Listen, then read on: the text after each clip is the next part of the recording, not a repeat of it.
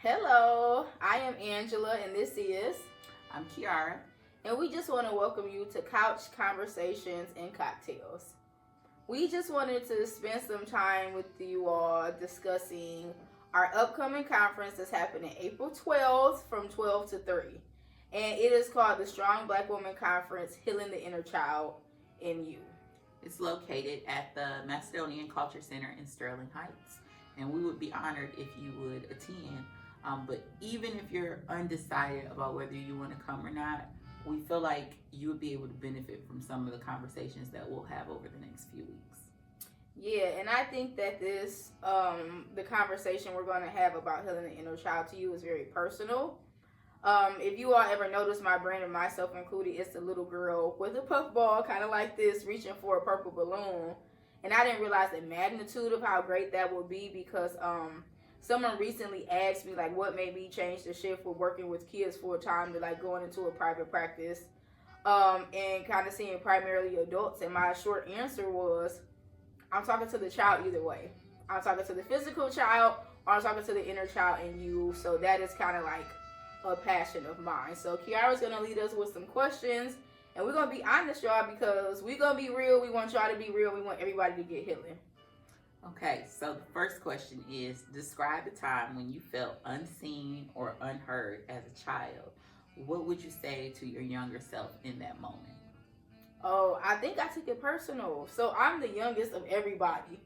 I am the youngest grandchild on both sides. That means I'm also the youngest sibling. I think a lot of times people just kind of discarded me a little bit, like, oh, she don't have nothing to say, so I'll either find myself yelling or having tantrums. But one thing I think I would say to like adult me is that people not seeing or hearing me is not a representation of like my self-worth and value.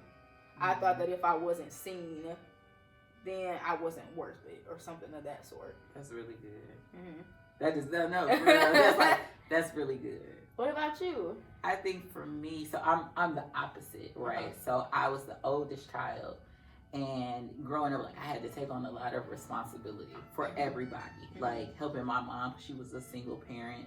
She also, well, I'm a product of a teenage pregnancy. My mom got pregnant with me when she was 14, and so we grew up together. And shortly after I was born, she had other kids, right? So I was responsible for helping in the house, helping with the kids. I'm pretty much was like their second mama. And so growing up like that, like it was hard. Taking on a lot of responsibility, being responsible for other people, carrying them in more ways than one. And I think that like as I got older, that was something that I struggled to kind of put down. And so one thing that I would tell my older self is like, you're not responsible for your siblings. You don't have to be responsible for everyone. You don't have to carry everyone. There'll be times when like God will drop someone in my spirit, you know, and I know to like pray and intercede for them. But sometimes, especially if it's like one of my siblings or my parents, I'll carry that thing like I don't know how to release it because it's almost like it's happening to my child. Yeah. And so just being able to go to God and pray and leave it before him, knowing that I don't have to carry them. But if I'm being honest, like that's hard sometimes, especially, you know, with my siblings and my parents, because I've been in that role of carrying people for so long. So. Yeah, it's kind of like me being the voice for the children because your parents don't listen. Like that was like a lot of like, I'm about to go into social work because you think because we don't pay bills, we don't have feelings.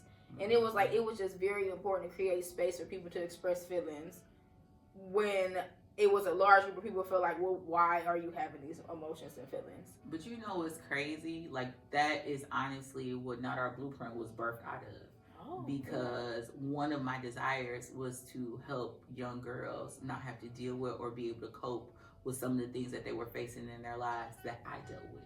So whether it was trauma, whether it was being like that older sibling, whether it was, you know, being overly exposed to certain situations, like being an outlet and a safe space for them to confide in, to help build them up, and to kind of help steer and direct their path so that they don't have the same outcomes that I have, right? So my life turned out good now, but there were some things that I had to go through, some things that hurt, you know, and if I could prevent them from going down that path and let them know, hey, like, you don't have to carry your family. You don't have to experience this. You don't have to self-sacrifice or self-abandon. You know that God does love you and he does have a plan for you. It can help alleviate them going down the same road that I did. Yeah, because I think even when I was talking to like some clients that I identify with, I feel like a lot of times, like I had this one particular client, she was 12, and I had her say this every session, like, I will not self-abandon myself out of fear of people self-abandoning me. I had her say that like every session because it was like, I've been there, I've done that. And it's like we learn from our mistakes and we don't want the next generation of people after us to do that. But it's also like the same thing our parents did, but some things we have to just learn from experience. But I'm very grateful that like our generation, for sure, it's a big push on like healing and wholeness and conferences and safe spaces that I just really can appreciate that we are now acknowledging it. And I don't negate the fact that knowing and doing are two different things. Like, I know I shouldn't take the weight on of everything and everybody, but like I can't help it sometimes. And give yourself grace in that too, right? Because as much as I'm saying like I don't have to carry this person, I don't have to do, it'll be certain situations where I still find myself like, I gotta go. They need me. Right. I gotta run. I gotta put on the big sister cape. I gotta put on the first daughter cape, you know.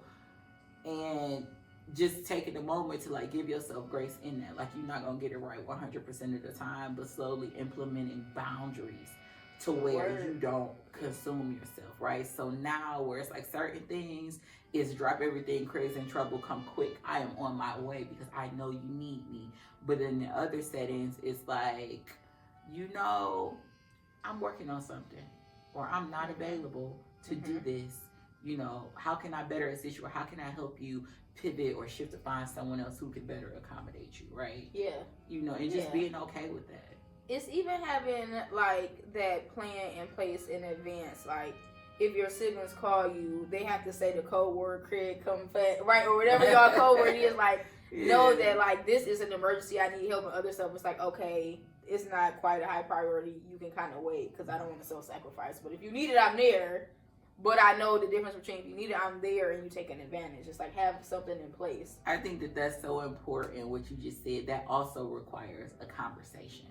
Because sometimes people just like move and flow, and it's like, I'm putting this boundary up and don't cross my boundary. But if you don't express that boundary, like, hey, and this is how you can let me know that I need you to answer the phone, or I need you to pick up, or that Craig is in trouble, come quick. Like, you know, if you don't express that, then you just kind of being rude. Yeah, like, kind of being rude. Because the thing is, you gotta look at, I changed.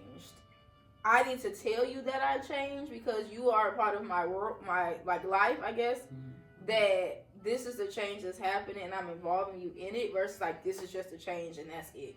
It's different if you just need a hard wall. That's different if you know you need that. But it's like, you're my friend, and my boundary is like, I kind of don't have a chill, so I'm practicing chilling.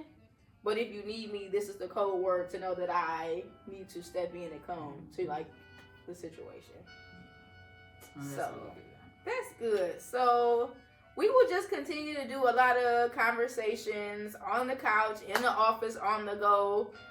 Just so you all can kind of like get to know us and our thought process behind like this conference and what's happening today, because sis is tired of being strong, right? But then I've also learned so much about what that means to be a strong Black woman. So stay tuned and look out for more of us, okay? Anything you want to add? No, I think that's about it. We're going to catch y'all on the next one. Let's do a quick cheers. All right, cheers to the strong Black woman.